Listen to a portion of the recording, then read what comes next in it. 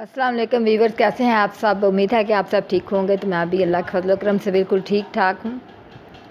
तो please channel को subscribe कीजिए, वीडियो को लाइक, दोस्तों के साथ ज़्यादा से ज़्यादा शेयर कीजिए। तो तीसरी केस शुरू करते हैं। तुम जानती हो मेरे नज़दीक ये रिश्ता कितनी अहमियत का हामिल है। मेरे बहुत से ख्वाब हैं इस रिश्ते के हवाले से, तुम्हारे हवाले से। असजद ने एक गहरा सांस लेकर कहा। मामा बेतासुर लहजे के साथ, बेतासुर चेहरे के साथ उसी बेल को देख रही थी। शायद इसलिए मैं ज़रूरत से ज़्यादा हसास हो जाता हूँ। मुझे इस रिश्ते के हवाले से कोई खौफ नहीं है। मैं जानता हूँ ये रिश्ता हम दोनों की मर्ज़ी से हुआ है। वो उसके चेहरे पर नज़रें जमाए बड़े जज्ब से कह रहा था, और यकदम ही उसे एक बार फिर यह एहसास होने लगा था जैसे वो वहाँ मौजूद नहीं थी, उसकी बात नहीं सुन रही थी। असजद को लगा वो एक बार फिर खुद से बातें कर रहा था। एक बहुत बड़ी कोठी के अकब में मौजूद अनेक्सी से म्यूज़िक की आवाज़ बाहर लान तक आ रही थी। बाहर मौजूद कोई भी शख्स अनेक्सी के अंदर मौजूद लोगों की कुव्वत बर्दाश्त पर हैरानी का इजहार कर सकता था, लेकिन वो अनेक्सी के अंदर मौजूद लोगों की हालत देख लेता तो वो इस हैरानकुन कुव्वत बर्दाश्त की वजह जान जाता। अनेक्सी के अंदर मौजूद लड़के जिस हालत में थे, उस हालत में इससे ज़्यादा तेज़ और बुलंद म्यूज़िक भी उन पर असरअंदाज ना हो सकता था। और जहाँ तक सातवें लड़के का ताल्लुक़ था, वो ऐसी किसी चीज़ से मुतासर नहीं होता था। अनेक्सी का वो कमरा इस वक्त धुएँ के मरगोलों और अजीब किस्म की बू से भरा हुआ था। कालीन पर एक मशहूर रेस्टोरेंट से लाए गए खाने के खुले हुए डिब्बे और डिस्पोजेबल प्लेटें, चमचे भी पड़े थे। कालीन पर खाने पीने की बची खुची चीज़ें और हड्डियाँ भी इधर उधर फेंकी गई थीं। सॉफ्ट ड्रिंक की प्लास्टिक की बोतलें भी इधर उधर लुढ़क रही थीं। केचप की बोतलों से निकलने वाली केचप कालीन को कुछ और बदनुमा बना रही थी। वो 7 लड़के इसी कालीन पर एक दूसरे से कुछ फासले पर बराजमान थे। उनके सामने कालीन पर बियर के हाली केन्स का एक ढेर भी लगा हुआ था, और तफरीह का यह सिलसिला वहीं तक नहीं रुका था। इस वक्त वहाँ ड्रग्स को इस्तेमाल करने में मसरूफ़ थे, जिनका इंतज़ाम उनमें से एक ने किया था। पिछले 2 माह में वो तीसरी बार इस एडवेंचर के लिए इकट्ठे हुए थे। 3 मौक़े पर 2-4 मुख्तलिफ़ किस्म की ड्रग्स इस्तेमाल कर चुके थे। पहली बार उन्होंने वो ड्रग इस्तेमाल की थी जो उनमें से एक को अपने बाप के दराज से मिली थी। दूसरी बार उन्होंने जो ड्रग इस्तेमाल की थी वो उन्होंने अपने एक स्कूल फ़ेलो के तवस्सुत से इस्लामाबाद के एक क्लब से खरीदी थी। और इस बार वो जो ड्रग इस्तेमाल कर रहे थे वो उन्होंने एक ट्रिप पर रावलपिंडी की एक मार्केट में एक अफ़गान से खरीदी थी। तीनों मौक़े पर उन्होंने इन ड्रग्स के साथ अल्कोहल का इस्तेमाल किया था, जिसका हसूल उनके लिए मुश्किल नहीं था। इस वक्त भी इन 7 लड़कों में से 6 लड़के पूरी तरह नशे में थे। उनमें से एक अभी भी कांपते हाथों के साथ ड्रग को सूंघने की कोशिश कर रहा था, जबकि 2 लड़के सिगरेट पीते हुए बाकी लड़कों के साथ टूटी फूटी गुफ्तगू कर रहे थे। सिर्फ 7वां लड़का मुकम्मल तौर पर होश में था। उस लड़के का चेहरा पिंपल्स, मुहासों से भरा हुआ था। उसके गले में मौजूद एक स्याह तंग डोरी में 3-4 तांबे की अजीब सी शक्लों के ज़ेवरात पिरोए हुए थे। एल्विस प्रेस्ली स्टाइल के कॉलर वाली एक चेकदार डार्क ब्लू शर्ट के साथ एक बेहुदा सी सुरमई जीन्स पहने हुए था, जिसके दोनों घुटनों पर मैडोना का चेहरा पेंट किया गया था। उसने आंखें खोलकर अपने दाएं तरफ मौजूद लड़कों पर एक उचटती नज़र डाली। उसकी आंखें सुर्ख हो रही थीं, मगर इस सुर्खी के बावजूद वो ऐसा कोई तासुर नहीं दे रही थी कि बाकी लड़कों की तरह मुकम्मल तौर पर नशे की गिरफ्त में था। चंद मिनट उन्हें देखने के बाद उसने सीधे होते हुए डिबिया में मौजूद बाकी ड्रग कोन में डाल दी और एक छोटे से स्ट्रा के साथ उसे सूंघने लगा। काफ़ी देर के बाद उसने स्ट्रा को एक तरफ फेंक दिया और अपने हाथ की पोर पर थोड़ी सी ड्रग रखकर ज़ुबान की नोक के साथ कुछ दिलचस्पी तजस्सुस मगर एहतियात के साथ उसे चखा। दूसरे ही लम्हे उसने बरक़ रफ्तारी के साथ अपने बाएं जानिब थूका। ड्रग यकीनन बहुत अच्छी क्वालिटी की थी। उसकी आंखें अब पहले से ज़्यादा सुर्ख हो रही थी, मगर अभी भी वो अपने होशो हवास में था। उसके चेहरे के तासुरात से अंदाज़ा हो रहा था कि वो अपनी सरगर्मी से कुछ ज़्यादा महजूज नहीं हुआ। 1-2 मिनट के बाद उसने अपने पास कालीन पर पड़े हुए बेर के कैन से चंद घूंट लेते हुए ड्रग के जायके को साफ़ करने की कोशिश की। कैन रखने के बाद वो चंद मिनट तक कोन में मौजूद ड्रग को देखता रहा। दूसरे 6 लड़के उस वक्त तक नशे में पूरी तरह धुत कारपेट पर ऊंधे सीधे पड़े थे। مگر وہ اب بھی اسی طرح بیٹھا تھا۔ کین میں موجود بیر کے گھون لیتے ہوئے وہ پرسوچ انداز میں ان سب کو دیکھتا رہا۔ اس کی آنکھیں اب متورم ہو رہی تھیں، مگر ان میں موجود چمک بتا رہی تھی کہ وہ ابھی بھی مکمل طور پر نشے میں نہیں ہے۔ یہ اس کے ساتھ تیسری بار ہوا تھا۔ پہلی بار وہ ڈرگ استعمال کرنے کے بعد اسی طرح بیٹھا رہا تھا، جبکہ اس کے دوست بہت جلد نشے میں ہوئے تھے۔ رات کے پچھلے پہر وہ ان لوگوں کو اسی حالت میں چھوڑ کر خود گھر آ گیا تھا، اور آج بھی وہ یہی کرنا چاہتا تھا۔ کمرے کے اندر موجود ڈرگ کی بو سے اب پہلی بار وہ الجھنے لگا۔ اس نے کھڑا ہونے کی کوشش کی اور وہ لڑکھڑایا۔ اپنی لڑکھڑاہٹ پر قابو پاتے ہوئے سیدھا کھڑا ہو گیا۔ نیچے جھک کر اس نے کارپیٹ سے کی رنگ، والیٹ اور کریڈٹ کارڈ اٹھائے۔ پھر آگے بڑھ کر اس نے اسٹریو کو بند کر دیا۔ اپنی متورم اور سرخ آنکھوں سے اس نے کمرے میں ایک نظر دوڑائی، یوں جیسے وہ کوئی چیز ایجاد کرنے کی کوشش کر رہا ہو۔ پھر وہ کمرے کے دروازے کی طرف بڑھ گیا۔ ایک بار پھر نیچے بیٹھ کر اس نے جاگرز پہنے ان کے تسموں کو ٹہنوں کے گرد لپیٹ کر گرہ باندھی۔ پھر دروازے کا لاک کھول کر وہ باہر نکل گیا۔ روشنی سے یکدم وہ کوریڈور کی تاریکی میں آ گیا تھا۔ اندھیرے میں اپنا راستہ ڈھونڈتے ہوئے انیکسی کے بیرونی دروازے کو کھولتا ہوا باہر لان میں آ گیا۔ انیکسی کی سیڑھیاں اترتے ہوئے اسے اپنی ناک سے کوئی چیز بہتی محسوس ہوئی۔ بایاں ہاتھ اٹھا کر اس نے اپنے اوپری ہونٹ پر رکھا۔ اس کی انگلیاں چپچپانے لگی تھیں۔ اس نے ہاتھ اٹھاتے ہوئے اپنی انگلیوں کو انیکسی کی بیرونی لائٹ کی روشنی میں دیکھا۔ اس کی پوروں پر خون کے قطرے لگے ہوئے تھے۔ اس نے اپنے ٹراؤزر کی جیب ٹٹولتے ہوئے اندر سے ایک رومال برآمد کیا اور اپنی پوروں پر لگا ہوا خون صاف کیا۔ اس کے بعد اسی رومال کے ساتھ اس نے اپنے ناک سے چمکنے والا خون صاف کیا۔ اسے اپنے حلق میں کوئی چیز چبھتی ہوئی محسوس ہوئی۔ اس نے کھنکار کر اپنا گلا صاف کرنے کی کوشش کی۔ اسے اب اپنے سینے میں بھی گھٹن کا احساس ہونے لگا تھا۔ چند گہرے سانس لے کر اس نے اس گھٹن کو کم کرنے کی کوشش کی۔ وہیں کھڑے کھڑے اس نے 2-3 بار نیچے تھوکا اور ایک بار پھر سیڑھیاں اترنے کے لیے قدم بڑھایا۔ وہ یکدم ٹھٹک گیا۔ اس کے ناک میں عجیب سی سنسناہٹ ہوئی اور پھر یکدم کوئی چیز پوری قوت سے بہنے لگی۔ وہ بے اختیار کمر کے بل جھک گیا۔ ایک دھار کی صورت میں اس کی ناک سے نکلنے والا خون سیڑھیوں پر گرنے لگا تھا۔ ماربل پر پھسلتا ہوا خون۔ وہ اسے دیکھتا رہا۔ گالف کلب میں تقسیم انعامات منعقد کی جا رہی تھی۔ 16 سالہ سالار سکندر بھی 16 کی کیٹیگری 7 انڈر پر کے اسکور کے ساتھ پہلی پوزیشن کی ٹرافی وصول کرنے کے لیے موجود تھا۔ سکندر عثمان نے سالار سکندر کا نام پکارے جانے پر تالیاں بجاتے اس ٹرافی کیبنٹ کے بارے میں سوچا، جس میں اس سال انہیں کچھ مزید تبدیلیاں کروانی پڑیں گی۔ سالار کو ملنے والی شیلڈز اور ٹرافیز کی تعداد اس سال بھی کچھ پچھلے سالوں جیسی ہی تھی۔ ان کے تمام بچے ہی پڑھائی میں بہت اچھے تھے، مگر سالار سکندر باقی سب سے مختلف تھا۔ ٹرافیز، شیلڈز اور سرٹیفکیٹس کے معاملے میں سکندر عثمان کے باقی بچوں سے بہت آگے تھا۔ 150 آئی کیو لیول کے حامل اس بچے کا مقابلہ کرنا ان میں سے کسی کے لیے ممکن تھا بھی نہیں۔ فخری انداز میں تالیاں بجاتے ہوئے سکندر عثمان نے دائیں طرف بیٹھی ہوئی اپنی بیوی سے سرگوشی میں کہا، یہ گالف میں اس کی 13ویں اور سال کی چوتھی ٹرافی ہے۔ ہر چیز کا حساب رکھتے ہو تم۔ اس کی بیوی نے مسکراتے ہوئے جیسے قدرے ستائشی انداز میں اپنے شوہر سے کہا، جس کی نظریں اس وقت مہمان خصوصی سے ٹرافی وصول کرتے ہوئے سالار پر مرکوز تھیں۔ صرف گالف کا؟ اور کیوں؟ وہ تم اچھی طرح جانتی ہو۔ سکندر عثمان نے اپنی بیوی کو دیکھا جو اب سیٹ کی طرف جاتے ہوئے سالار کو دیکھ رہی تھی۔ آئی بیٹ اگر یہ اس وقت اس مقابلے میں شرکت کرنے والے پروفیشنل کھلاڑیوں کے ساتھ کھیل رہا ہوتا تو بھی اس وقت اس کے ہاتھ میں یہی ٹرافی ہوتی۔ سکندر عثمان نے بیٹے کو دور سے دیکھتے ہوئے کچھ فخری انداز میں دعویٰ کیا۔ سالار اب اپنی سیٹ کے اطراف میں موجود دوسری سیٹوں پر موجود دوسرے انعامات حاصل کرنے والوں سے ہاتھ ملانے میں مصروف تھا۔ ان کی بیوی کو سکندر عثمان کے دعویٰ پر کوئی حیرانی نہیں ہوئی، کیونکہ وہ جانتی تھیں سالار کے بارے میں یہ ایک باپ کا جذباتی جملہ نہیں تھا، وہ واقعی اتنا ہی غیر معمولی تھا۔ اسے 2 ہفتے پہلے اپنے بھائی زبیر کے ساتھ اسی گالف کورس پر 18 ہول پر کھیلے جانے والا گالف کا میچ یاد آیا۔ رف میں اتفاقاً گر جانے والی ایک بال کو جس صفائی اور مہارت کے ساتھ واپس گرین پر لایا تھا، اس نے زبیر کو محو حیرت کر دیا۔ وہ پہلی بار سالار کے ساتھ گالف کھیل رہا تھا۔ مجھے یقین نہیں آ رہا 18 ہول کے خاتمہ تک کسی کو بھی یہ یاد نہیں تھا کہ اس نے جملہ کتنی بار بولا تھا۔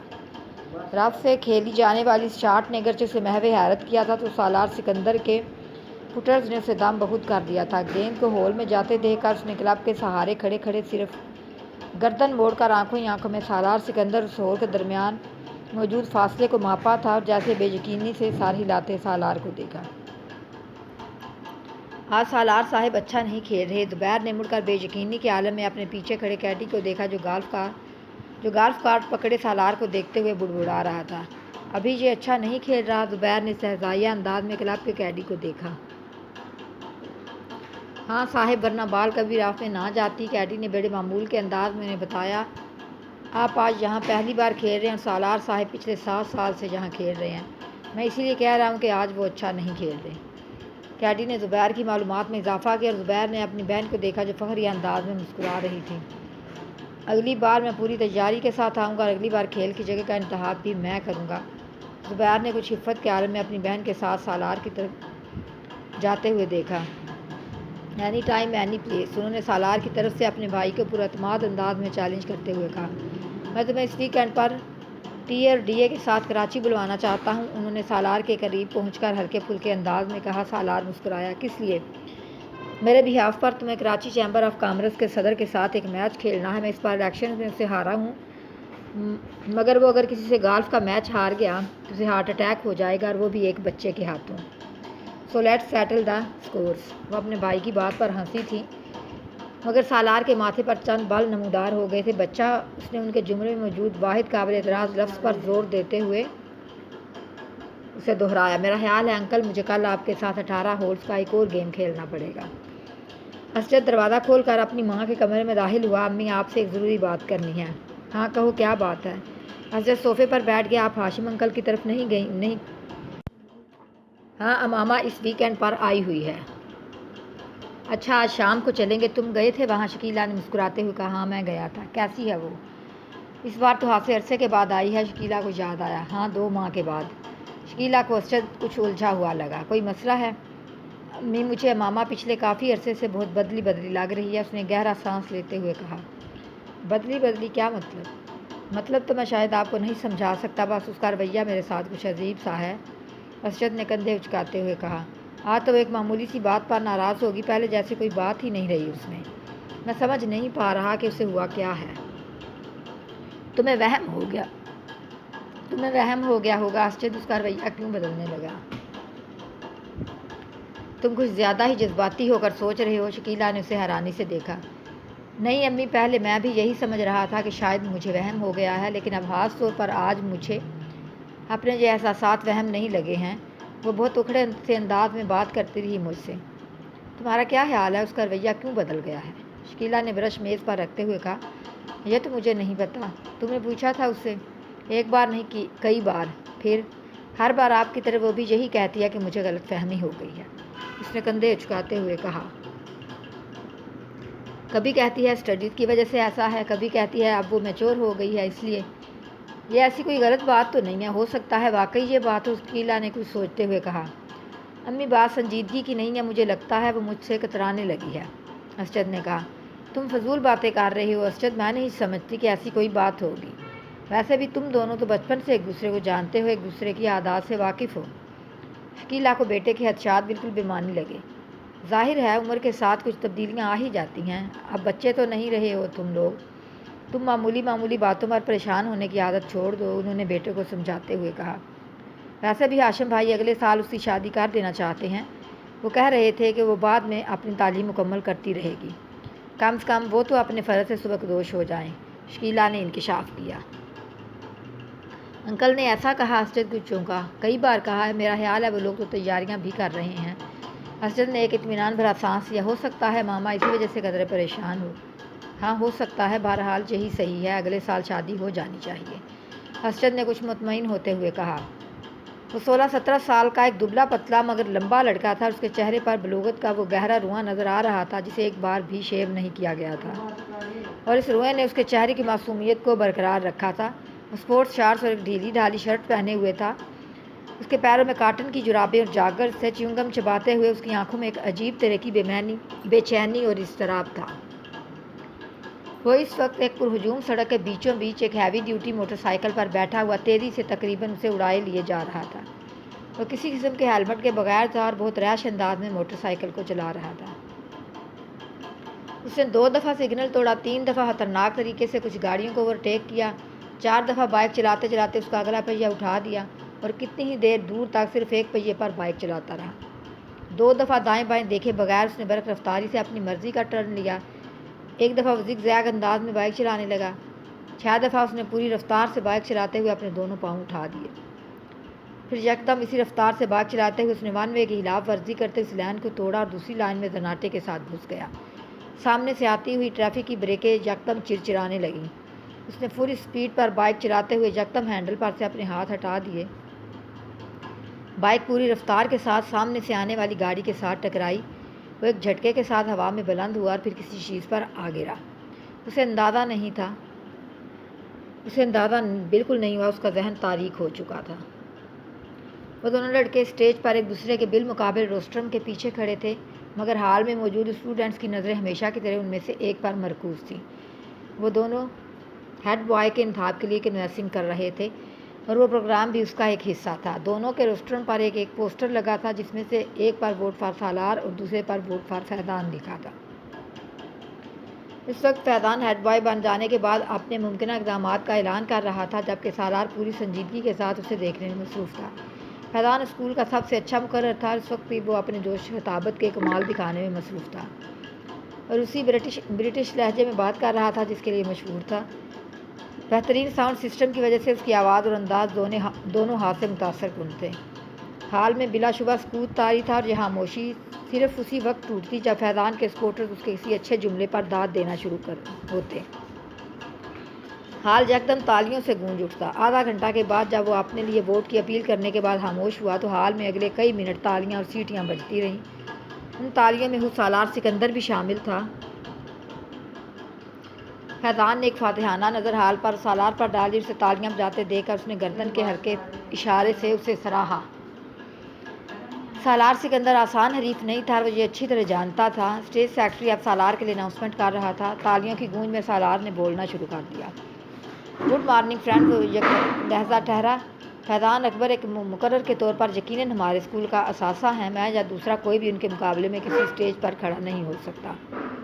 وہ ایک لمحہ کے لیے رکا۔ اس نے فیضان کے چہرے کو دیکھا جس پر ایک فخریہ مسکراہٹ ابھر رہی تھی، مگر سالار کے جملے کے باقی حصے نے اگلے لمحے اس مسکراہٹ کو غائب کر دیا۔ اگر معاملہ صرف باتیں بنانے کا ہو تو۔ حال میں ہلکی سی کھلکھلاہٹیں ابھری۔ سالار کے لہجے کی سنجیدگی برقرار تھی، مگر ایک ہیڈ بوائے اور مقرر میں بہت فرق ہوتا ہے۔ مقرر کو باتیں کرنی ہوتی ہیں، ہیڈ بوائے کو کام کرنا ہوتا ہے۔ دونوں کے درمیان ٹاکر اور ڈوئر کا فرق ہوتا ہے، اور great talkers are not great doers. Salar کے سپورٹرز کی تالیوں سے حال گونج اٹھا۔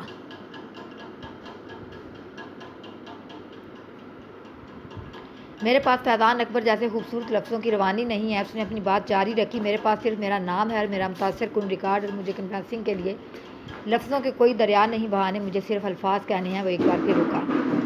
Trust me and vote for me. اس نے شکریہ ادا کرتے ہوئے جس وقت اپنے مائک کو آف کیا اس وقت حال تالیوں سے گونج رہا تھا۔ 1 منٹ 40 سیکنڈز میں اسی نپے تلے اور کیلکولیٹڈ انداز میں بولا تھا جو اس کا حادثہ تھا، اور اسی 1.5 منٹ نے فیضان کا تختہ کر دیا تھا۔ اس ابتدائی تعارف کے بعد دونوں امیدواروں سے سوال جواب کا سلسلہ شروع ہوا تھا۔ سالار سکندر جوابات میں بھی اتنے ہی اختصار سے کام لے رہا تھا جتنا اس نے اپنی تقریر میں لیا تھا۔ اس کا سب سے طویل جواب 4 جملوں پر مشتمل تھا، جبکہ فیضان کا سب سے مختصر جواب بھی 4 جملوں پر مشتمل نہیں تھا۔ فیضان کی فصاحت و بلاغت جو پہلے اس کی خوبی سمجھی جاتی تھی، اس وقت اسٹیج پر سالار کے مختلف جوابات کے سامنے چرب زبانی نظر آ رہی تھی۔ اس کا احساس خود فیضان کو بھی ہو رہا تھا۔ جس سوال کا جواب سالار ایک لفظ یا ایک جملے میں دیتا، اس کے لیے فیضان کو عادتاً تمہید باندھنی پڑتی، اور سالار کا اپنی تقریر میں اس کے بارے میں کیا ہوا یہ تبصرہ وہاں موجود اسٹوڈنٹس کو کچھ اور صحیح محسوس ہوتا جو ایک مقرر صرف باتیں کر سکتا ہے۔ سالار سکندر کو ہیڈ بوائے کیوں ہونا چاہیے؟ سوال کیا گیا۔ کیونکہ آپ بہترین شخص کا انتخاب چاہتے ہیں، جواب آیا۔ کیا یہ جملہ خود ستائشی نہیں ہے؟ اعتراض کیا گیا۔ نہیں، یہ جملہ خود شناسی ہے۔ اعتراض کو رد کر دیا گیا۔ خود ستائشی اور خود شناسی میں کیا فرق ہے؟ ایک بار چبھتے ہوئے لہجے میں پوچھا گیا۔ وہی جو فیضان اکبر اور سالار سکندر میں ہے، سنجیدگی سے کہا گیا۔ اگر آپ کو ہیڈ بوائے نہ بنایا تو آپ کو کیا فرق پڑے گا؟ فرق مجھے نہیں، آپ کو پڑے گا۔ کیسے؟ اگر بہترین آدمی کو ملک کا لیڈر نہ بنایا جائے تو فرق قوم کو پڑتا ہے، اس بہترین آدمی کو نہیں۔ آپ اپنے آپ کو پھر بہترین آدمی کہہ رہے ہیں۔ ایک بار پھر اعتراض کیا گیا۔ کیا اس حال میں کوئی ایسا ہے جو خود کو برے آدمی کے ساتھ اکویٹ کرے؟ ہو سکتا ہے ہو۔ پھر میں اس سے ملنا چاہوں گا۔ حال میں ہنسی کی آوازیں ابھری۔ ہیڈ بوائے بننے کے بعد سالار سکندر جو تبدیلیاں لائے گا اس کے بارے میں بتائیں۔ تبدیلیاں بتائی نہیں جاتی، دکھائی جاتی ہیں، جو کام ہیڈ بوائے بننے سے پہلے نہیں کر سکتا۔ چند اور سوال کیے گئے، پھر اسٹیج سیکرٹری نے حاضرین میں سے ایک آخری سوال لیا۔ وہ ایک سری لنکن لڑکا تھا جو کچھ شرارتی انداز میں مسکراتے ہوئے کھڑا ہوا۔ اگر آپ میرے ایک سوال کا جواب دے دیں تو میں اور میرا پورا گروپ آپ کو ووٹ دے گا۔ سالار اس کی بات پر مسکرایا۔ جواب دینے سے پہلے میں جاننا چاہوں گا کہ آپ کے گروپ کے لوگ کتنے ہیں، اس نے پوچھا۔ 6، اس لڑکے نے کہا۔ سالار نے سر ہلایا۔ اوکے، سوال کریں۔ آپ کو کچھ حساب کتاب کرتے ہوئے مجھے بتانا ہے کہ اگر ہم 2,67,895 میں 9,52,852 کو جمع کریں اور پھر اس میں سے 3,99,999 کو تفریق کریں، پھر اس میں 9,29,292 کو جمع کریں اور اسے وہ سری لنکن لڑکا ٹھہر ٹھہر کر ایک کاغذ پر لکھا ہوا ایک سوال پوچھ رہا تھا 6 کے ساتھ ضرب دیں، پھر اسے 2 کے ساتھ تقسیم کریں اور جواب میں 4,92,359 کو جمع کر دیں تو کیا جواب آئے گا؟ وہ لڑکا اپنی بات مکمل نہ کر سکا۔ 81,42,473 بڑی برق رفتاری کے ساتھ سالار نے جواب دیا۔ اس لڑکے نے کاغذ پر ایک نظر دوڑائی اور پھر کچھ بے یقینی سے سر ہلاتے ہوئے تالیاں بجانے لگا۔ فیضان اکبر کو اس وقت اپنا آپ ایک ایکٹر سے زیادہ نہیں لگا۔ پورا حال اس لڑکے کے ساتھ تالیاں بجانے میں مصروف تھا۔ فیضان اکبر کو وہ پورا پروگرام ایک مذاق محسوس ہونے لگا۔ 1 گھنٹہ کے بعد جب وہ سالار سکندر سے پہلے اسٹیج سے اتر رہا تھا، وہ جانتا تھا کہ وہ مقابلے سے پہلے ہی مقابلہ ہار چکا تھا۔ 150 کے IQ لیول والے اس لڑکے سے زندگی میں سے پہلے کبھی اتنا حسد محسوس نہیں ہوا۔ امامہ آپا، آپ لاہور کب جائیں گی؟ وہ اپنے نوٹس کو دیکھتے ہوئے چونکی۔ سر اٹھا کر اس نے ساتھ کو دیکھا۔ وہ سائیکل کی رفتار کو اب بالکل آہستہ کیے اس کے گرد چکر لگا رہا تھا۔ کل کیوں؟ تم کیوں پوچھ رہے ہو؟ امامہ نے اپنی فائل بند کرتے ہوئے کہا۔ جب آپ چلی جاتی ہیں تو میں آپ کو بہت مس کرتا ہوں، وہ بولا۔ کیوں؟ امامہ نے مسکراتے ہوئے پوچھا۔ کیونکہ آپ مجھے بہت اچھی لگتی ہیں اور آپ میرے لیے بہت سے کھلونے لاتی ہیں اور آپ مجھے سیر کروانے لے کر جاتی ہیں اور آپ میرے ساتھ کھیلتی ہیں، اس لیے اس نے تفصیلی جواب دیا۔ آپ مجھے اپنے ساتھ لاہور نہیں لے جا سکتی؟ امامہ اندازہ نہیں کر سکی یہ تجویز تھی یا سوال۔ میں کیسے لے جا سکتی ہوں؟ میں تو خود ہاسٹل میں رہتی ہوں، تم کیسے رہو گے وہاں؟ امامہ نے کہا۔ ساتھ سائیکل چلاتے ہوئے کچھ سوچنے لگا، پھر اس نے کہا پھر آپ جلدی یہاں آیا کریں۔ اچھا، جلدی آیا کروں گی، امامہ نے مسکراتے ہوئے کہا۔ تم ایسا کیا کرو کہ مجھ سے فون پر بات کر لیا کرو، میں فون کیا کروں گی تمہیں۔ ہاں یہ ٹھیک ہے۔ ساتھ کو اس کی تجویز پسند آئی۔ سائیکل کی رفتار میں اضافہ کرتے ہوئے وہ لان کے لمبے لمبے چکر کاٹنے لگا۔ ماما بے دھیانی کے عالم میں اسے دیکھنے لگی۔ وہ اس کا بھائی نہیں تھا۔ 10 سالہ ساتھ 5 سال پہلے ان کے گھر آیا تھا۔ کہاں سے آیا تھا اس کے بارے میں وہ نہیں جانتی تھی، کیونکہ اسے اس کے بارے میں اس وقت کوئی تجسس نہیں ہوا تھا، مگر کیوں لایا گیا تھا وہ اچھی طرح جانتی تھی۔ ساتھ اب 10 سال کا تھا اور وہ گھر میں بالکل گھل مل گیا تھا۔ امامہ سے وہ سب سے زیادہ مانوس تھا۔ امامہ کو اس پر اکثر ترس آتا۔ ترس کی وجہ اس کا لاوارث ہونا نہیں تھا، ترس کی وجہ اس کا مستقبل تھا۔ اس کے 2 چچاؤں اور ایک تایا کے گھر بھی اس وقت اسی طرح کے گود لیے ہوئے بچے پال رہے تھے۔ وہ ان کے مستقبل پر بھی ترس کھانے پر مجبور تھی۔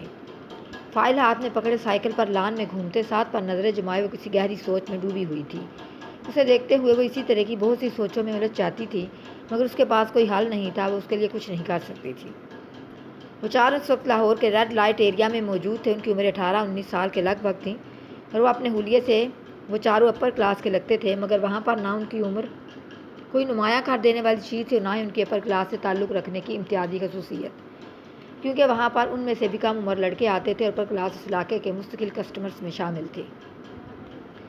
چاروں لڑکے ریڈ لائٹ ایریا کی ٹوٹی ہوئی گلیوں سے گزرتے جا رہے تھے۔ 3 لڑکے آپس میں باتیں کر رہے تھے، جبکہ صرف چوتھا قدر تجسس اور دلچسپی سے چاروں طرف دیکھ رہا تھا۔ یوں لگ رہا تھا جیسے وہ پہلی بار وہاں آیا تھا۔ ان تینوں کے ساتھ تھوڑی دیر بعد ہونے والی اس کی گفتگو سے یہ ظاہر ہو گیا تھا کہ وہ واقعی پہلی بار آیا تھا۔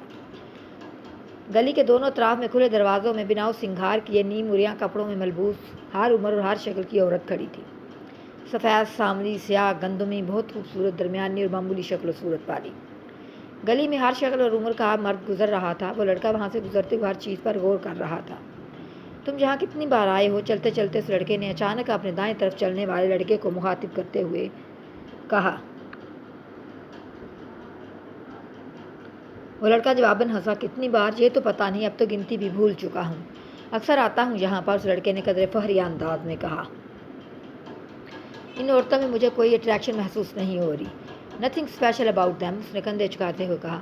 اگر کہیں رات ہی گزارنی ہو تو کم از کم انوائرمنٹ تو اچھا ہو۔ It's such a dirty filthy place, اس نے گلی میں موجود گڑھوں اور کوڑے کے ڈھیروں کو دیکھتے ہوئے کچھ ناگواری سے کہا۔ پھر گرل فرینڈس کے ہوتے ہوئے یہاں آنے کی کیا ضرورت ہے، اس نے اس بار اپنی بھوئیں چکاتے ہوئے کہا۔ اس جگہ کا اپنا ایک چارم ہے، گرل فرینڈس اور یہاں کی عورتوں کا کوئی مقابلہ نہیں ہے۔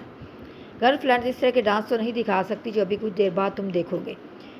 تیسرا لڑکا ہنسا۔ اور پھر پاکستان کی جس بڑی ایکٹریس کا ڈانس دکھانے ہم تمہیں لے جا رہے ہیں وہ تو بس۔ دوسرے لڑکے کی بات پہلے لڑکے نے کاٹ دیا۔ اس کا ڈانس تو تم پہلے بھی دکھا چکے ہو۔ اور ارے وہ کچھ بھی نہیں تھا، بھائی کی شادی پر ایک مجرا کیا تھا، مگر یہاں پر تو بات ہی کچھ اور ہوتی ہے۔ وہ ایکٹریس تو ایک پوش علاقے میں رہتی ہے، پھر یہاں کیوں آتی ہے؟ پہلے لڑکے نے کچھ غیر مطمئن انداز میں اس سے پوچھا۔ یہ تم آج خود اس سے پوچھ لینا، میں کبھی اس سے اس طرح کے سوال نہیں کرتا۔ دوسرے لڑکے کی بات پر باقی دونوں لڑکے ہنسے، مگر تیسرا اسی طرح چپتی ہوئی نظروں سے اسے دیکھتا رہا۔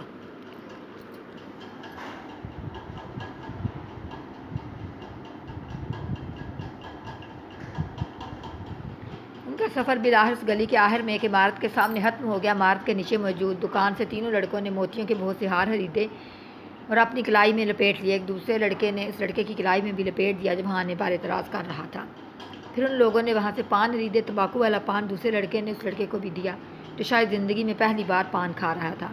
پان کھاتے ہوئے چاروں اس عمارت کی سیڑھیاں چڑھنے لگے۔ اوپر پہنچ کر پہلے لڑکے نے ایک بار پھر تنقیدی نظروں سے چاروں طرف دیکھا اور پھر اس کے چہرے پر اطمینان کی ایک جھلک نمودار ہوئی۔ وہ جگہ بہت صاف ستھری اور خاصی حد تک آراستہ تھی۔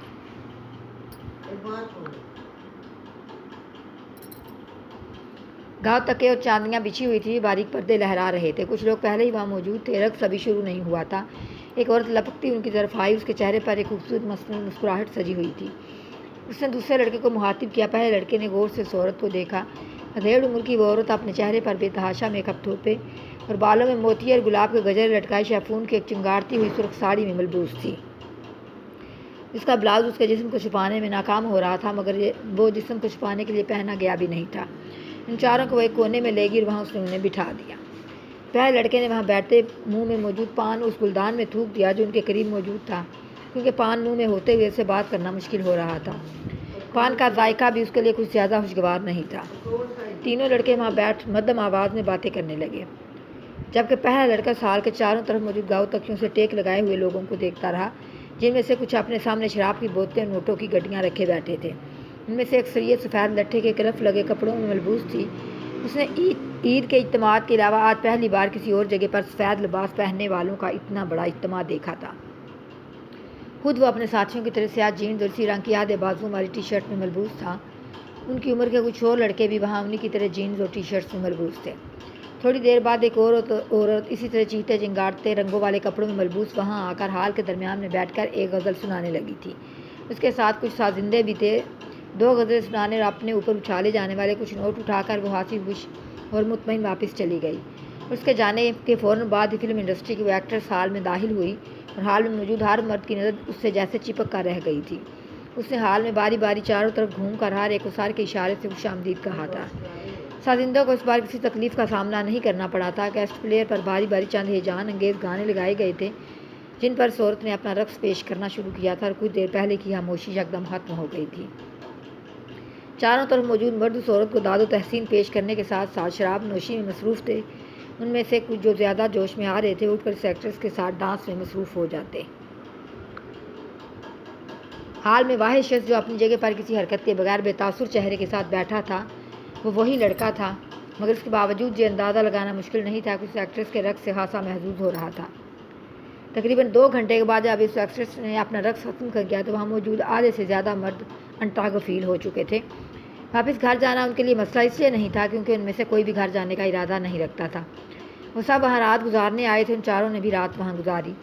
اگلے دن وہاں سے واپسی پر گاڑی میں اس دوسرے لڑکے نے جماہی لیتے ہوئے پہلے لڑکے سے پوچھا جو اس وقت لاپرواہی سے گاڑی سے باہر دیکھنے میں مصروف تھا، کیسا رہا یہ تجربہ؟ اچھا تھا، پہلے لڑکے نے کندھے جھکاتے ہوئے کہا۔ بس اچھا تھا اور کچھ نہیں، تم بھی بس؟ اس نے قدرے ناراضی کے عالم میں بات ادھوری چھوڑ دی۔ کبھی کبھار جانے کے لیے اچھی جگہ ہے، اس کے علاوہ اور کیا کہہ سکتا ہوں، مگر سم تھنگ اسپیشل والی کوئی بات نہیں ہے۔ میری گرل فرینڈ اس لڑکی سے بہتر ہے جس کے ساتھ میں نے رات گزاری ہے، اس لڑکے نے دو ٹوک انداز میں کہا۔ ڈائننگ ٹیبل پر ہاشم مبین کی پوری فیملی موجود تھی۔ کھانا کھاتے ہوئے سب آپس میں کچھ گپیوں میں بھی مصروف تھے۔ موضوع گفتگو اس وقت امامہ تھے جو اس ویک اینڈ پر بھی اسلام آباد موجود تھے۔ پاپا، آپ نے یہ بات نوٹ کی کہ امامہ دن بدن سنجیدہ سے سنجیدہ ہوتی جا رہی ہے؟ وسیم نے قدر چھیڑنے والے انداز میں امامہ کی طرف دیکھتے ہوئے کہا۔ ہاں، یہ تو میں بھی پچھلے کئی ماہ سے نوٹ کر رہا ہوں۔ ہاشم مبین نے وسیم کی بات پر بیٹی کے چہرے کو غور سے دیکھتے ہوئے کہا۔ امامہ نے چاولوں کا چمچہ منہ میں رکھتے ہوئے وسیم کو گھورا۔